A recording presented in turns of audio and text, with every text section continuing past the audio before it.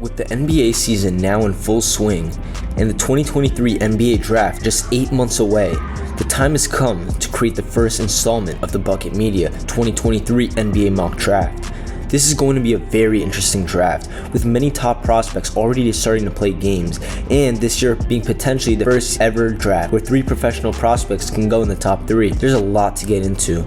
Usually, NBA teams stay competitive and the majority try to win games, whether they are good enough or not. But this year, over a quarter of the league's teams will be tanking and losing games on purpose to try to land some of the draft's prizes, like the names we will discuss today. There are multiple generational talents in this draft, and players who can change a franchise's direction. A quick disclaimer on how I'm going to do the draft. I'll be going from pick 1 all the way down to pick 14 and predicting which teams will land at which spot. I'll be selecting players based off who I think will end up being picked in that spot when June 2023 comes, and making my player comparisons for them also. What's going on, Bucket fam? BucketMedia back with another video, and today I'm putting out my first installment of the 2023 NBA Mock Draft 1.0 edition. Before we get started, I want to give a shout out to one of my subscribers, Young and Elijah, for the video suggestion. I think this is a great suggestion and something we could build on going forward. If you have any video suggestions or requests, please drop a comment so I can put it on the list and create it. If you enjoy this video, please subscribe. It is by far the best way to support the channel and ensure you don't miss out on any great basketball content like this. Also, like and comment who you think will come out of nowhere and be a lottery pick this year, and also how often I should drop these mock drafts. With that being said, let's dive straight into the video.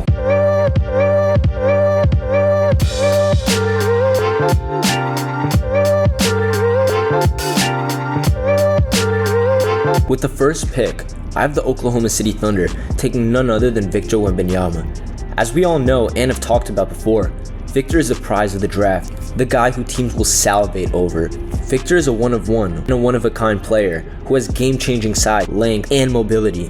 Victor can score the ball anywhere with NBA range and has step-backs, spins, and can operate both on the ball and as a screen setter.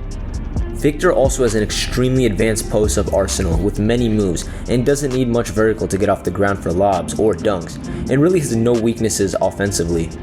Defensively, he is just as coordinated as any prospect we have ever seen, and blocks shots, guards the perimeter, and has an extremely high basketball IQ. Victor also has an amazing attitude and work ethic. To say that space is a limit for his potential might just be an understatement. There is no way that he isn't the first name called on draft night. If you want to learn more about Victor and his game, check out the full video I made about him on the top right hand corner. The Thunder will definitely be up in the race to get him, with Chet being out and the Thunder likely shutting down Shea in hopes to get the first pick in the draft this year, and their team overall just not being strong enough to compete yet. My player comparison for Victor is Kevin Durant with Rudy Gobert interior defense. With the second pick, I have the San Antonio Spurs selecting Scoot Henderson from the NBA G League Ignite.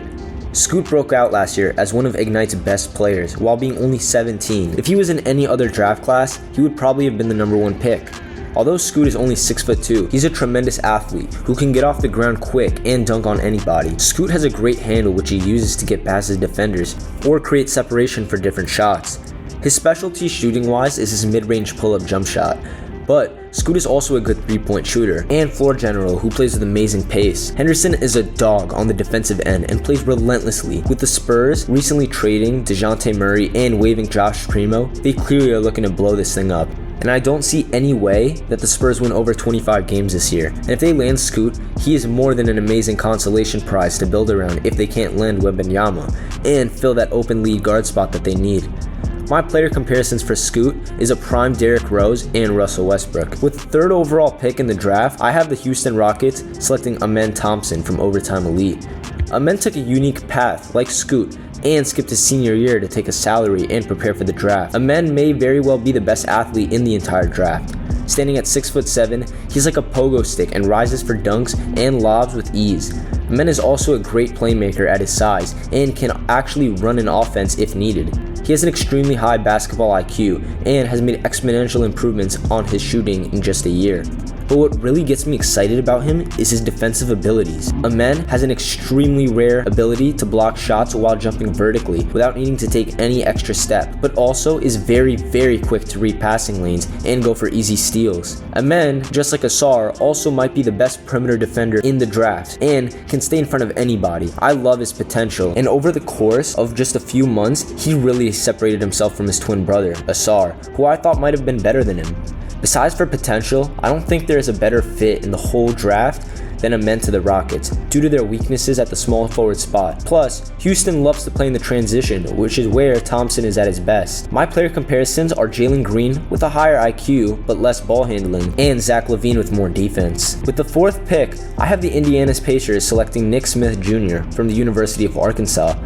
Surprisingly, this is our first college prospect off the board, and no college freshman screams more pro-ready than Smith does. Standing at 6'5" with a very strong frame, Smith can legitimately play point guard or shooting guard, and by far one of the most dynamic guards in the draft. He has a great fundamental athleticism like body control, change of pace, and speed. Nick is a great 3-level scorer and is comfortable operating in any play type or can score in a multitude of ways. Smith also has a very mature and advanced basketball IQ on both ends, making him a legit two-way player. While defensively, Smith isn't amazing like the other 3 prospects, he is certainly not a liability. He brings great energy, has the ability to stay in front of defenders, and has the IQ to know when to gamble or not. I think his fit with the Indiana Pacers is perfect. Pairing him with a guy like Tyrese Halliburton is a match made in heaven, and gives Tyrese a guy who can play make to take the pressure away from him, but also can get a bucket at any given moment. My player comparisons for Nick Smith is Jamal Murray. With the 5th pick, I have the Detroit Pistons selecting Dariq Whitehead from Duke. Whitehead is a 6'7" guard/wing with great athleticism. He has a strong frame and has a unique ability to get to the basket off the dribble. Dariq has made amazing improvements with his shooting mechanics and consistency for his junior year to senior year of high school, which was my biggest concern and something he will have to build on going forward. Dariq is also a very mature player who plays with great pace and always makes the correct passes and can even play on the ball if needed. His defensive ability is special, as well as his lateral quickness.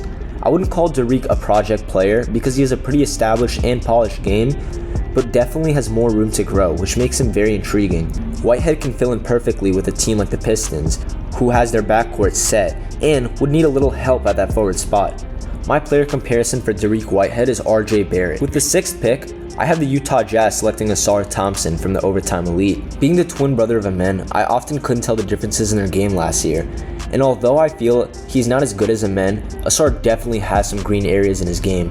Like Amen, he has identical athletic traits. Asar can move just as well, and has great jumping ability and defense as well. Asar has also made some slight and steady improvements to his jump shot.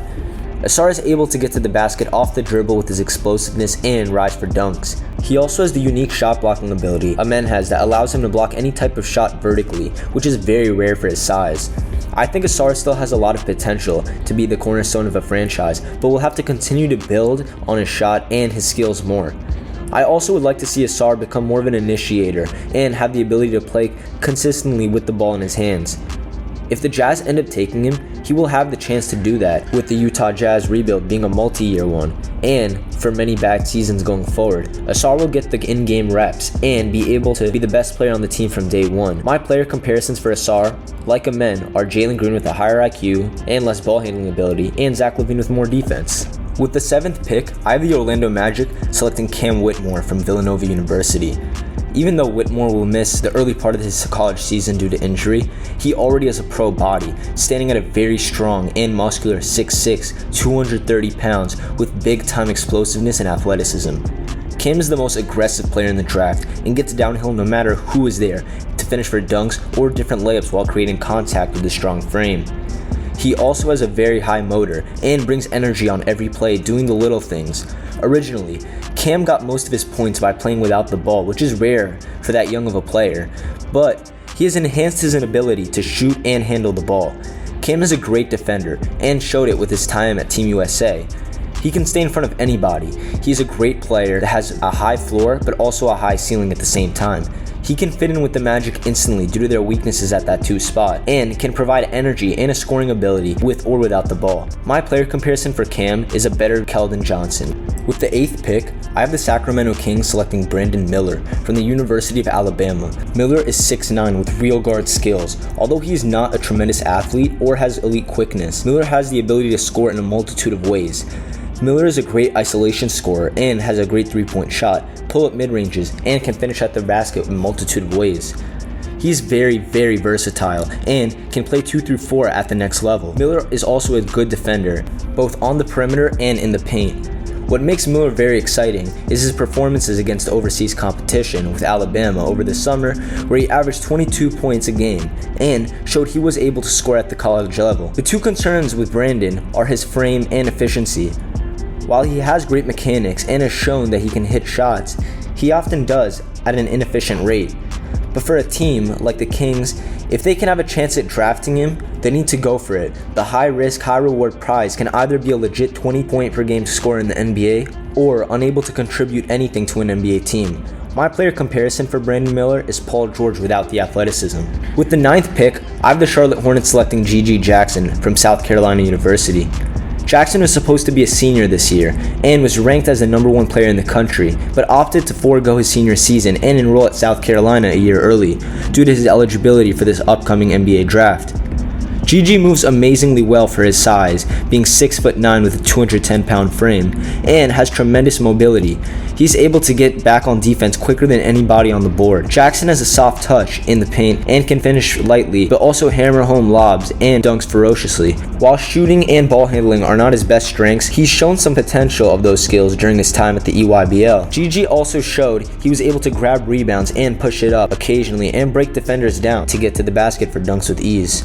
Not to mention, Jackson is the youngest player eligible for this upcoming NBA draft, which gives him a lot more time to expand his game. Jackson would fit in well with the Hornets and their transition game, which is where he plays his best basketball. My comparison for GG Jackson is a more skilled Pascal Siakam. With the 10th pick in the draft, I have the Washington Wizards selecting Anthony Black from the University of Arkansas. Black is a 6'7" point guard with all the tools you could want out of an NBA prospect of his prototype. Black is an elite playmaker at his size who makes great reads off the pick and roll or on the open floor. He also can finish at the basket in a multitude of ways, both above the rim and below it, and rebound well for his position. Black also has a nice silky handle with little shiftiness, which is very unique. One thing that really stood out to me recently about Anthony is his defensive ability. I didn't know if it was there, but in some preseason action overseas, he definitely impressed me. Currently, he doesn't have an amazing jump shot, and arguably would be a top 5 talent if he did, but that could be worked on. Anthony is much more of a project player and someone with a very, very high upside. He will have the keys to run Arkansas's offense from day one against a tough schedule this year, and if he performs well, I think this might just be too low for him. As time goes on and the Wizards approach a rebuild, Black is a great piece to build around and develop to become a legit NBA point guard. My player comparison for Anthony Black is a skinnier Cade Cunningham with a more silky game. With the 11th pick in the draft, I have the New York Knicks selecting Keontae George from Baylor University. No matter where George goes, one thing you'll get out of him is buckets. He is a natural scorer who made the argument as the top scorer in all of high school basketball last year. He can shoot well and create separation for his shots in the mid-range and in the 3-point area. Keontae also has a strong frame and can get to the basket and finish. George's scoring ability will translate instantly to the NBA wherever he goes, and whether he can use many dribbles or minimal dribbles. Keontae is also a good passer and good defender, both on the ball and off the ball. While he's not an extremely athletic player, he still provides a scoring knack a lot of NBA teams want. For the Knicks, he just so happens to provide them with a scoring ability with efficiency, which they have been lacking for years. My player comparison for Keontae George is Desmond Bane. With the 12th overall pick in the draft, I have the Orlando Magic via the Bulls pick, selecting Derek Lively from Duke. Derek Lively is a unique mix of an old-fashioned and new-fashioned big man. Standing at 7'1" with great athleticism, Lively has a special ability to block shots around the rim. He's a force and can finish ferociously, but also has great touch around the basket. Derek is a great rebounder and hustles hard on defensive plays, but also is a great screen setter. Occasionally, Lively can stretch out and hit threes, but not consistently yet. With that, plus a better post-up arsenal can boost him inside my top 10 mock draft. Lively will be Duke's most important and impactful player this year, and will be a force inside the paint in the ACC. While people say Derek has lots of potential, I'm not as high on his potential as most. I don't think he possesses the ball handling, shooting, or mobility yet to bring him to that next level, but with more work, that can come true possibly. I think Derek can fit on most NBA teams, but with the Magic, it may be a little trickier, with Wendell Carter and Mo Bamba and even Bol Bol emerging. I'm not so sure how he can possibly fit into the Magic system with their clock center spot, but my player comparison for Lively is a better version of Mark Williams. With the 13th pick, I have the Portland Trailblazers selecting Terquavion Smith from NC State University. Smith was a projected first-round pick in last year's 2022 NBA draft, but pulled away from his draft declaration and opted to return to NC State for his sophomore year. Smith is a scorer by nature. He's a volume scorer who, if he has the ball in his hands, can get hot really quick. Speaking of quick, Terquavion is extremely quick and shifty with the ball in his hands, and has the speed to get to the rim at any point. Smith can go toe-to-toe with anyone in this draft as the best ISO scorer in the draft, and has a pro-level scoring arsenal already. The main concern about Smith is that he has a liability on defense, and that he only scores the ball when he has the ball in his hands. Plus, with the Trailblazers taking him in this draft, they already are loaded with guards like Dame, Anthony Simons, and Shaedon Sharpe, so if drafted to a stacked team, how can he contribute? My player comparisons for Terquavion Smith are Bones Highland and Jordan Poole. With the last pick in the lottery, at the 14th pick, I have the Los Angeles Lakers taking Leonard Miller from the NBA G League Ignite. Like Smith, Miller was getting some serious buzz as a first-round draft pick, but opted to pull away from last year's draft and sign with the Ignite instead. Leonard Miller is an extremely unique prospect. He's a 6'11 forward, transitioning into a guard. Miller's athleticism is the first green card of his game. He can move very well and also jump high, but on the defensive end, he's just as good sliding laterally with his quickness. Leonard also has a good handle and is very comfortable with the ball in his hand, which scouts rave about. But the two main concerns about him are his jump shot and his basketball IQ, which costed him from being an end of the lottery to end of first round pick last year. His mechanics are not good and doesn't make the best decisions with the ball in his hands, despite having a good ball handling ability. He's a huge risky pick, but with massive potential. And with 1 year in the NBA setting, he can improve his game a lot. Miller will have plenty of opportunities to get playing time in Ignite's 50-game schedule and adjust to the pro game during a year where Ignite is not as stacked, which makes me more optimistic that he can transform into a lottery pick by the end of the year. My player comparison for Leonard Miller is Ben Simmons with a lesser basketball IQ. As we can all agree on, I doubt this is how the draft will end out. Injuries come, players emerge and disappoint us, and spots can be moved within days. Nobody's guaranteed anything, except Victor Wembanyama and Scoot Henderson at that 1 and 2 pick. So that is why I will be making more installments of these mock drafts as time goes on. Thank you guys so much for watching. If you made it to the end and you enjoyed this video, please subscribe. It is the best way to support me and help this channel grow. And I appreciate you so much if you're a returning or a new subscriber. Stay tuned because we have some big stuff coming soon. Like the video and comment on any video suggestions for the future or anything I could have done better. Also, make sure to comment who you think will emerge as a prospect in the upcoming NBA draft. Let's get a great basketball conversation started. I hope to see you guys on the next video and have a blessed day. Peace.